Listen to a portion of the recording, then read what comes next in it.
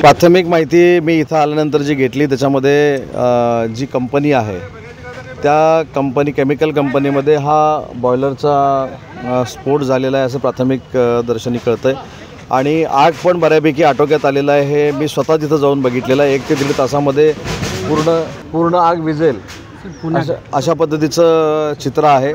परंतु दुर्दैवानं आतापर्यंत 3 मृतदेह हे सापडलेले आहेत। ते एम्स हॉस्पिटलला देखील पाठवलेले आहेत। जे जखमी आहेत त्यांच्या पाठी सरकार उभं राहील, त्यांचा पूर्ण उपचाराचा खर्च सरकार करेल हे स्वतः मुख्यमंत्री मोदयांनी जाहीर केलेलं आहे। परंतु घटना दुर्दैवी आहे आणि या घटनेच्या मागं नियमबाह्य काय झालेलं आहे का हे देखील तपासण्याच्या स्पष्ट सूचना आमच्या फायर ब्रिगेडच्या लोकांना मी दिलेल्या आहेत। सखोल चौकशी करावी हे देखील निर्देश दिलेले आहेत आणि याच्यामध्ये जर दोषी कोण आढळलं तर त्याच्यावर कार्यवाही करण्यात येईल।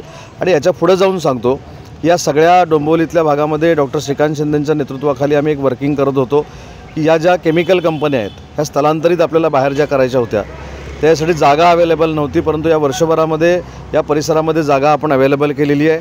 आचारसंहिता असल्यामुळे जागेचं वाटप झालेलं नाही।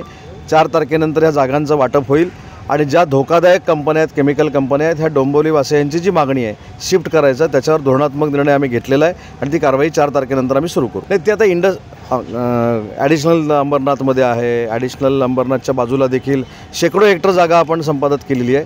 फक्त त्या इंडस्ट्रियलिस्टना कन्व्हिन्स करून ती जागा देणं आता फक्त शिल्लक राहिलेलं आहे आणि त्याच्या संदर्भात 4 तारखेनंतर तातडीनं धोरणात्मक निर्णय जो झाला आहे त्याची अंमलबजावणी करू। जखमींचा आकडा अजून कळलेला नाही आहे, परंतु मला मगाशीच कोणीतरी सांगितलं की आजूबाजूला ज्या स्फोटचे परिणाम झाले त्याच्यातनं काही लोक जखमी झालेली आहेत आणि त्या जखमींचा उपचाराचा खर्च देखील शासन म्हणून आम्ही करू।